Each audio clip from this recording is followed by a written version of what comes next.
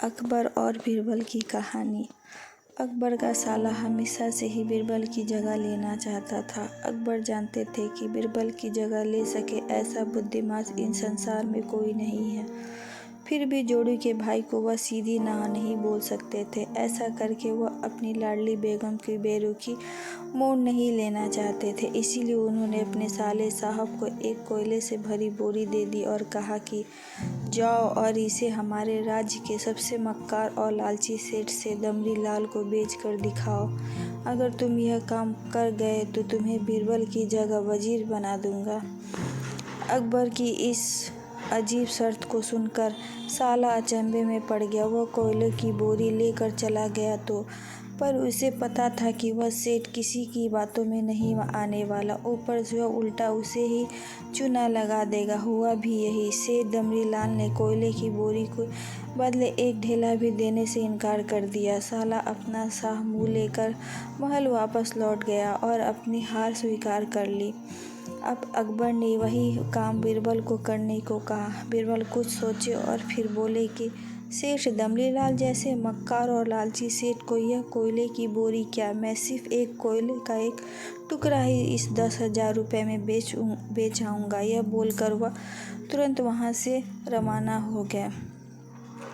सबसे पहले उसे एक दर्जी के पास जाकर एक मखमली कुर्ता सिलवाया, हीरे मोती वाले मालाएं गले में डाली, महंगी जूती पहनी और कोयलों की बारीक सुरमे जैसा पिसवा लिया। फिर उसने पिसे कोयले को एक सुरमे की छोटी चमकदार डिब्बी में भर लिया। उसके बाद बीरबल ने अपना भेष बदल लिया और एक मेहमान घर में रुककर इश्तिहार दे दिया कि बगदाद से बड़े शेख आए हैं जो कि करिश्माई सुरमा बेचते हैं, जिसे आँखों में लगाने से मरे हुए पूर्वज दिख जाते हैं और यदि उन्हें कहीं कोई धन गाड़ा है तो उसका पता बताते हैं। यह बात शहर में आग की तरह फैल गई।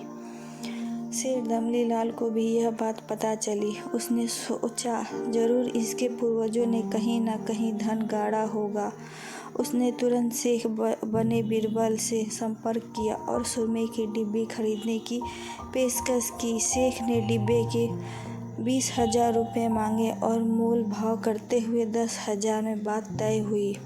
पर सेठ भी होशियार था। उसने कहा मैं अभी तुरंत ये सुरमा लगाऊंगा और अगर मुझे मेरे पूर्वज नहीं दिखे तो मैं पैसे वापस ले लूँगा। बीरबल बोला बिल्कुल आप ऐसा कर सकते हैं। चलिए शहर के चौराहे पर चलिए और वहाँ इसे जांच लीजिए। सुरमे का चमत्कार देखने के लिए भीड़ इकट्ठा हो गई।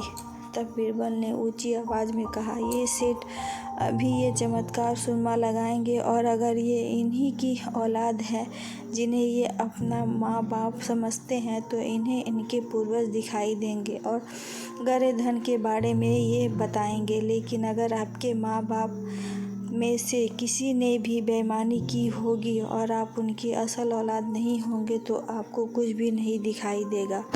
और ऐसा कहते ही बीरबल ने सेठ की आंखों में सुरमा लगा दिया। फिर क्या था, सिर खुजाते हुए सेठ ने आंखें खोली। अब दिखाना तो कुछ था नहीं, पर सेठ करे भी तो क्या करे। अपनी इज्जत बचाने के लिए सेठ ने 10,000 बीरबल के हाथ थमा दिए और मुंह फुलाते हुए आगे बढ़ गए। बीरबल फौरन अकबर के पास पहुँचे और रुपए थमाते हुए सारी कहानी सुना दी।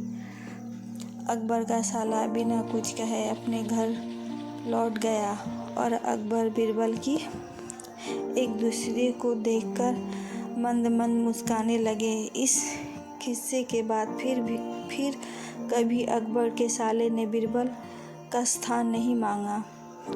आशा करती हूँ कि आपको ये हमारी कहानी अच्छी लगी होगी।